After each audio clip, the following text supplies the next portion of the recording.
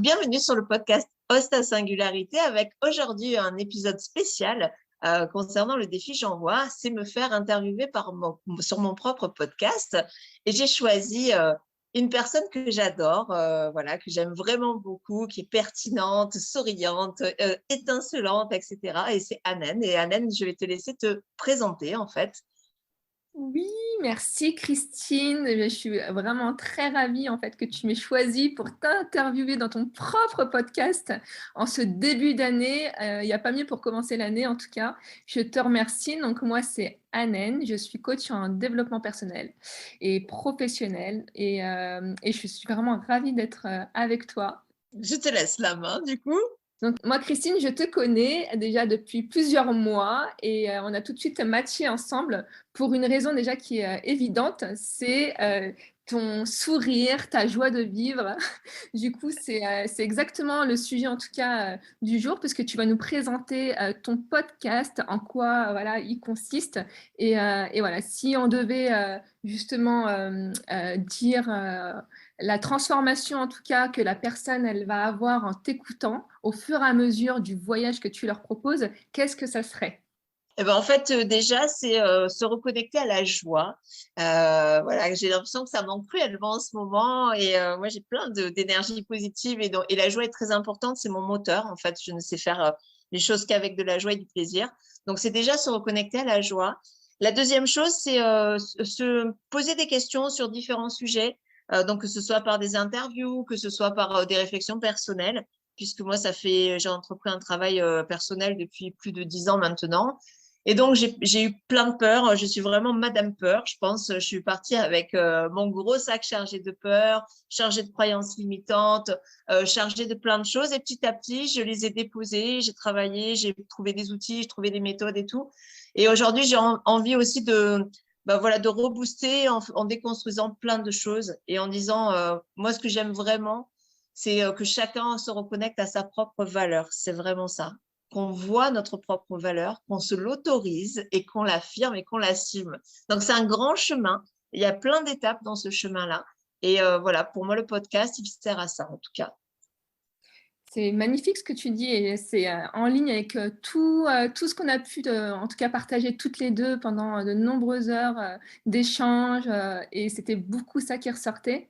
Voilà, c'est mettre de la lumière dans chaque personne qui puisse voir leur propre valeur, leur propre singularité. Et comme tu dis, tout ce brouillard qu'on peut avoir, toutes ces croyances, etc., nous empêche par moment de nous voir. Et donc, du coup, est-ce qu'on peut dire que dans ton podcast, les sujets que tu abordes, est-ce que c'est peut-être comme des petites graines que tu veux planter justement pour faire émerger des questions des questions essentielles justement pour avancer vers le chemin? Exactement, c'est ça, c'est des petites graines. Comme je te disais, souvent des réflexions personnelles, mais c'est aussi, ça fait 10 ans que j'accompagne essentiellement des femmes dans leur développement professionnel, dans leur développement commercial.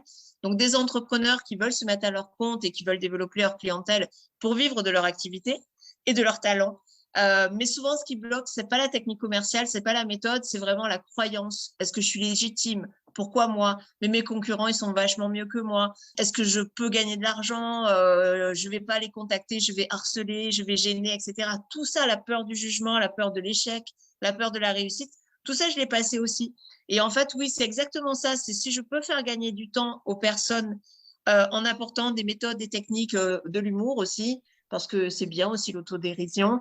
Eh bien, moi, ma récompense, c'est quand quelqu'un me dit waouh, c'est génial parce que grâce à toi, j'ai réalisé ça. Et ça, pour moi, c'est ma plus belle récompense, en fait. Donc, c'est exactement ça. Des graines de joie, des graines de joie, des graines de réflexion, des graines qui font avancer, en fait. C'est très, très beau ce que tu dis et c'est vrai que ce que tu as souligné un point qui est très, très important, c'est que ce n'est pas la stratégie, les techniques qui font forcément avancer, en tout cas très loin. Ça fait avancer à petits pas, mais c'est pas ça qui va faire la différence aujourd'hui. Et toi, ce que tu fais, c'est vraiment faire en sorte que l'entrepreneur avance avec, on va dire, tous les côtés tous les côtés de sa personnalité, enfin, qu'elle se connaisse davantage pour pouvoir surmonter les épreuves qu'une femme entrepreneur peut traverser justement sur son chemin. Et donc, grâce à tes petites graines et grâce à ta joie de vivre, tu arrives à faire ce travail-là. Donc, je sais que tu m'as témoigné d'énormément d'expériences que tu as eues justement avec des associations, dont une qui a changé vraiment la direction et qui aujourd'hui… J'aimerais que tu me racontes un petit peu cette… En fait, c'est une association donc, qui s'est retrouvée, qui avait un client unique, un gros client unique, et qui s'est retrouvée totalement, en fait, son client est parti puisqu'il n'y avait pas de contrat. Comme ça arrive souvent, on travaille avec la confiance. Sauf que quand les gens partent, les interlocuteurs se succèdent, la confiance, voilà, elle n'est pas écrite. Et du coup, ils se sont retrouvés avec 45 salariés et du coup 100 clients, avec une certaine somme d'argent à trouver pour pouvoir payer les salaires. Et donc, moi, je suis intervenue en fait pour faire une étude de marché, une étude de diversification.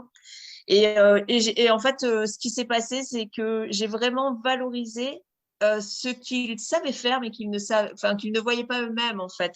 Et du coup, on est passé, c'était une association qui accompagnait des personnes en situation de handicap.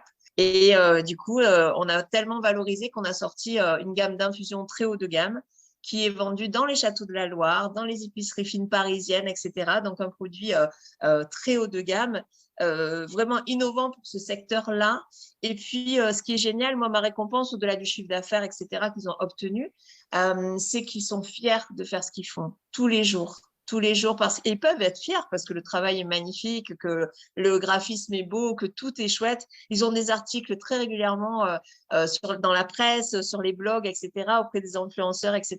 Et moi, c'est vraiment ma victoire, c'est de voir leurs yeux qui brillent quand ils arrivent le matin. Voilà, c'est ça. Et c'est ce que j'aime quand j'accompagne des gens, c'est retrouver ces yeux qui brillent, à être connecté à soi-même, à être aligné, parce qu'on sait que ce qu'on va faire, ce qu'on va apporter, c'est un énorme bénéfice et qu'il y a une plus-value qu'on le fasse nous, puisqu'on a chacun des talents spécifiques.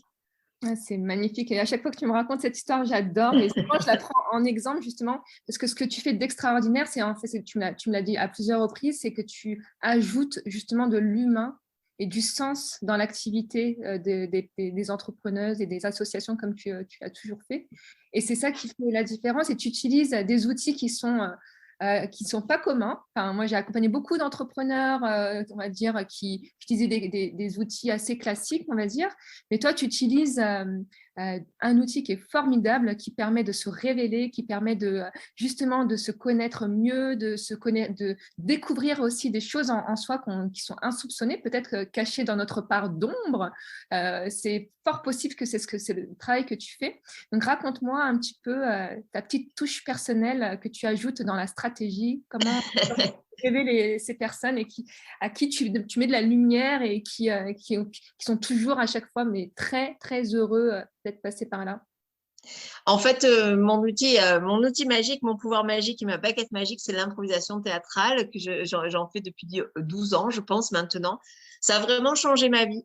Ça a changé ma vie parce que ça alimente mon moteur plaisir au quotidien, parce que ça m'a donné énormément de confiance, de charisme, parce que c'est faire face à l'inconnu. On arrive sur scène, on n'a rien. Donc, on est vraiment les mains dans les poches. Et puis, on construit des histoires de 3 minutes, de 6 minutes, mais également de 1 heure et demie. Et c'est assez magique de justement pouvoir avoir les outils et le plaisir de réagir face à l'inconnu. Et ça, c'est la première chose. Et puis de prendre les rênes aussi, c'est-à-dire de ne pas attendre, de ne pas subir, de ne pas être victime, etc. Mais c'est moi, je suis sur scène, alors que ce soit dans la vraie vie ou sur la scène d'un théâtre. Mais en tout cas, c'est prendre les devants et aller où j'ai envie d'aller. Ça, c'est super important. C'est-à-dire que quand j'arrive sur scène, je fais le personnage que j'ai envie de faire, pas celui qu'on va m'imposer. Et du coup, l'impro m'a appris aussi à être OK avec mes émotions. Je suis pas une Wonder Woman, j'ai plein de défauts, j'ai plein de vulnérabilités. Des fois, je vais bien, des fois, je vais mal et c'est cool. L'impro m'a appris aussi que tout était cool, en fait. Ça, c'est la première chose. Et que perdre, c'est OK. Et qu'on peut fêter la victoire comme l'échec. Voilà, donc plein d'enseignements que je reproduis. Et en fait, je suis aujourd'hui, moi, ça fait 10 ans que je suis entrepreneur, je suis en société, j'ai créé une embauche l'année dernière, etc. Et je pense que sans l'impro, j'aurais été différente. Je ne serais pas allée aussi loin. Je n'aurais pas osé comme je le fais maintenant. Il y a plein de choses que j'ai balayées, que j'ai dégommées grâce à l'improvisation. Et plein de peurs aussi. La peur du regard, parce qu'effectivement, des fois, c'est génial l'impro et des fois, c'est vraiment nul. Et c'est aussi accepter que des fois, on se plante et c'est cool. Mmh. Voilà. Donc, l'outil magique, en tout cas, la philosophie que je mets derrière, c'est beaucoup d'improvisation théâtrale. Et de cette philosophie, c'est aussi des neurosciences pour savoir programmer son cerveau face à des croyances limitantes. C'est aussi je me forme en continu, donc c'est vrai que je suis très curieuse. Et pour chaque personne, je vais aller chercher l'outil qui va bien. Et en tout cas, moi, mes séances, on s'amuse. Voilà, on s'amuse, bien entendu, on avance, mais on n'avance pas dans l'effort, on n'avance pas dans on se fait du mal. Non, au contraire, on se fait vachement de bien et en plus, on s'éclate. Il y a beaucoup d'autodérision et du coup, l'autodérision fait aussi dédramatiser certaines peurs, certaines croyances et du coup, on peut avancer aussi grâce à ça. C'est magnifique, c'est extraordinaire d'allier le business à l'impro, je trouve, mais vraiment, c'est tellement intelligent et c'est tellement novateur parce que du coup, ça allège, on va dire, les challenges qu'on peut se mettre dans l'esprit quand on est entrepreneur. On prend les choses plus légèrement, plus cool, on se détend et surtout aussi, comme tu dis, on s'affirme. On s'affirme aussi et quand on se sent capable voilà, de dire les choses sur scène de manière improvisée. Et j'imagine qu'au fur et à mesure, on se performe et on est de plus en plus ancré, compétent, on se connaît de plus en plus. C'est un exercice qui va être fabuleux à faire au quotidien. Déjà pour toi, je sais que tu en fais très souvent, toutes les semaines. Tu parcours des kilomètres pour C'est clair. magnifique. Et je trouve ça mais splendide, parce que du coup, ça donne envie d'entreprendre. Non seulement il y a le côté commercial, stratégie commerciale, mais en plus de ça, tu donnes cette impulsion légère, fun, audacieux, enfin tout ce qu'on a besoin en fait pour aller de l'avant et sortir, on va dire, de l'archétype de l'entrepreneur hyper sérieux, cravate, les chiffres, les tableaux, etc. Qu'on peut entreprendre et prendre du plaisir en même temps. Et pas ouais. Et excusez-moi, je t'ai interrompu, mais surtout sur la partie commerciale, la majorité des personnes qui entreprennent ne sont pas des personnes commerciales. Elles ont d'énormes compétences, mais pas celles-là, parce que c'est un métier. Et du coup, ça fait tellement peur, le mot commercial, aller chercher des clients, se vendre, mais c'est horrible, quoi. Et du coup, il y a plein de gens qui n'arrivent pas à vivre de leur activité, à développer leur boîte, parce qu'il y a plein de croyances qui sont liées à ça.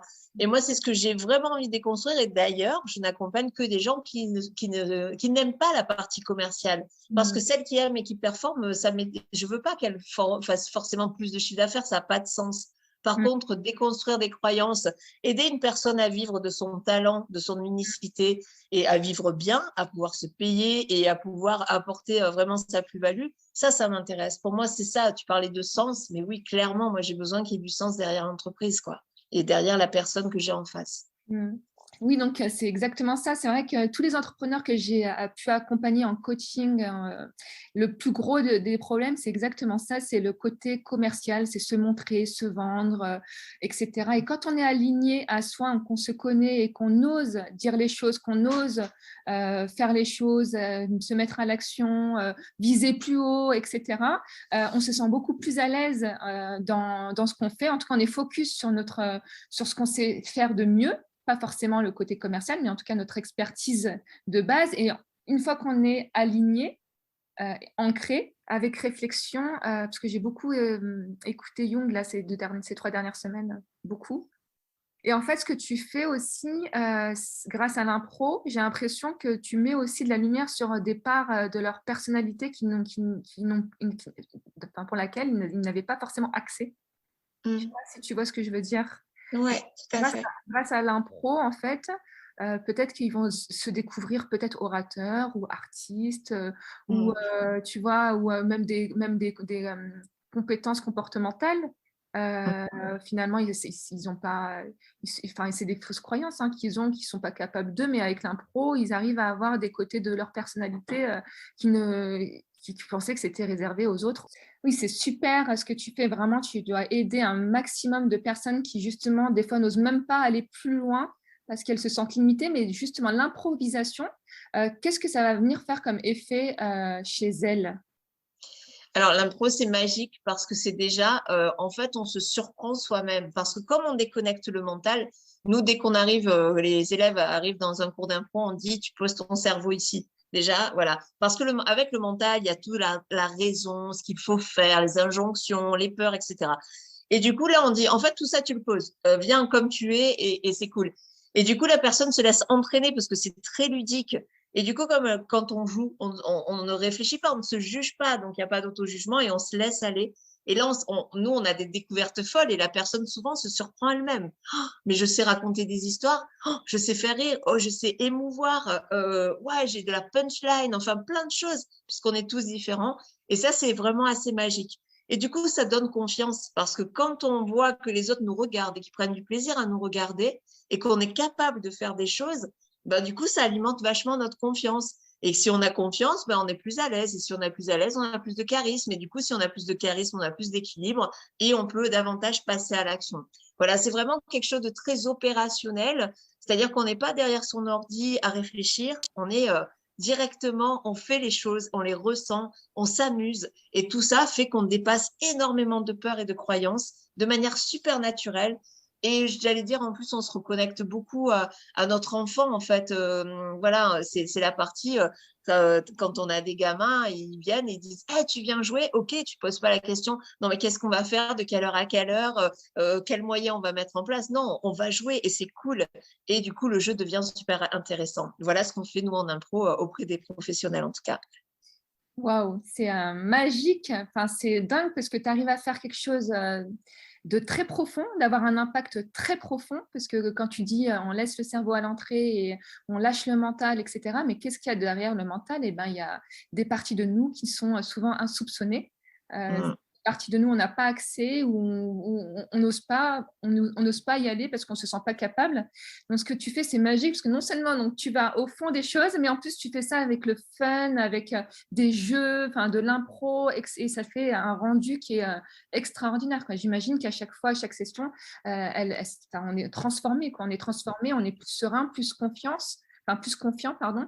Et surtout, enfin, je pensais à une chose tout à l'heure, c'était l'énergie masculine. Parce que l'entrepreneuriat, c'est vrai que pendant longtemps, c'était associé au masculin, à l'homme.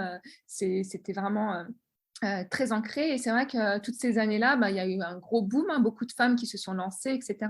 Donc, est-ce que quelque part, toi je sens qu'il y a une bonne énergie masculine, est-ce que quelque part, tu aiderais pas ces femmes-là à déployer un maximum cette énergie-là en elles qui est endormie ou qui n'est même pas consciente en fait? Encore, oui, en fait, comme je te disais, c'est la première fois que je l'envisage de cette manière-là. En tout cas, moi, ce que je fais faire, c'est passer à l'action. C'est arrêter d'être dans sa tête et d'avoir des rêves. C'est vraiment, j'ai un rêve, j'ai envie, mais j'ai peur. Et en fait, moi, ce que je fais, c'est je prends par la main et on passe à l'action. Et on voit ce qui se passe. Et forcément, dès qu'on passe à l'action, il se passe des choses. Voilà vraiment moi ce que j'apporte. Alors, je ne sais pas si c'est de l'énergie masculine, féminine, mais en tout cas, c'est effectivement l'exploration de différents niveaux de conscience, de différentes forces, de différentes. Voilà, c'est vraiment ça que je fais faire passer à l'action, je crois. Je crois que c'est plus comme ça. Et puis, ça peut être intéressant peut-être de parler sur un autre épisode d'énergie masculine parce que je la ressens, mais je ne sais pas exactement ce que c'est ou comment on peut classifier, est-ce qu'on peut classifier, etc. Tu vois. Bien sûr, bien sûr. Mais moi, je la ressens beaucoup aussi en toi. Enfin, je la ressens aussi beaucoup en moi et en beaucoup d'entrepreneurs qui sont justement, qui ont ce dynamisme et qui parviennent à accompagner ces femmes, en fait, qui manquent justement de confiance, qui manquent d'énergie, qui passent pas forcément à l'action, qui procrastinent énormément, qui doutent énormément, etc. Et c'est vrai que de sortir ça, j'imagine qu'on attire forcément des personnes. Enfin, toi, tu attires forcément des personnes grâce à toute cette énergie que tu dégages, cette joie, cette audace. On a l'impression que tout est possible avec toi, en fait. On peut aller vraiment très, très loin. Et c'est juste magique. Franchement, bravo encore pour ce que tu fais, parce qu'il y a énormément de femmes qui ont besoin, surtout en ce moment, de se reconnecter à soi, justement, et croire en ses rêves, croire en ses projets, voir grand. Toujours, tu m'as toujours dit ça, très souvent. Voir grand, vraiment voir grand Oui, possible. c'est Et ça. À faire les choses, autant les voir grandes, en fait. C'est voilà, pourquoi rester petit, quoi, finalement. enfin voilà, en faisant les choses, autant y aller à fond, quoi. Et puis le fait, l'entrepreneuriat, c'est aussi un super moyen de se surprendre soi-même et de se retourner et se dire, waouh, quel que soit le chemin que j'ai franchi, waouh, j'en suis là, quoi. Il me reste tout ça, ok, c'est ok, mais en tout cas, voilà où j'en suis. Et c'est vraiment une super aventure, quoi. Comme un héros qui part à l'aventure ou une héroïne, bah, c'est exactement ça, l'entrepreneuriat pour moi. Et moi, j'ai besoin de plus en plus, je ne me suis pas mise à mon compte pour m'ennuyer clairement, ni subir des pressions, ni subir de la contrainte et autres. Et du coup, cette liberté qui est une valeur fondamentale pour moi, et ça, tu le sais bien, on me dit souvent que j'en fais qu'à ma tête. Mais c'est un peu ça, en fait. C'est pourquoi, enfin, si je me mets à mon compte, c'est pour le faire différemment. Sinon, je retourne salarié, j'accepte les contraintes qu'on m'a données, en fait. Et je crois que on perd, les entrepreneurs que je rencontre perdent cette valeur plaisir. On est dans l'obligation, dans la pression, etc. Alors qu'on peut faire vraiment les choses avec le sourire. Et dès qu'on fait dans le sourire, tout devient simple, en fait. Et voilà, en tout cas, c'est mon credo et ma philosophie de vie et de travail. Mais plus que moi, je relie les deux de toute façon, quoi. Et oui, et je sais que tu fais beaucoup de choses aussi, que Ouais. l'audace aussi te va très très bien. Et raconte-nous un peu ce que tu fais, ce qui te permet justement d'explorer en toi justement voilà, toute cette énergie-là, toute cette audace. Je sais que tu fais beaucoup de choses, tu fais pas que de l'impro. Je fais pas que d'impro, je fais de la radio, j'ai une émission de radio, je fais un podcast, donc qui est celui-là. Je vais bientôt animer aussi des émissions régulières sur Clubhouse. Je fais quoi d'autre? Je fais du slam, j'adore écrire, et voilà, j'écris aussi beaucoup et j'ai comme objectif de publier un livre, en tout cas de l'écrire d'abord avant de le publier. Voilà, ouais, j'ai plein de choses que j'adore faire, j'adore explorer les choses en fait. Tout ce qui est artistique, créatif. En fait, je crois que je lis vraiment avec la stratégie qui est quand même quelque chose de raisonné où il y a des vraies techniques, des vraies méthodes et autres et que je maîtrise parfaitement. Mais c'est le côté cerveau droit du coup, donc gauche. Je ne sais jamais lequel, le gauche, le logique. En tout cas, le cerveau logique et toute la partie créative. Et du coup, je me sens me réaliser aussi parce que j'ai mes deux parties de cerveau qui sont activées. Un par la créativité, l'autre par le raisonné et le logique. Et du coup, bah voilà, ça fait un tout qui est assez explosif, on peut dire. En tout cas, créatif, clairement. Complètement, tu es entière en fait. Tu te connais, tu as exploré plein de choses, tu as essayé énormément de choses. Tu as fait de la harpe, tu as fait Oui, du piano aussi. C'est Et oui, ça m'alimente.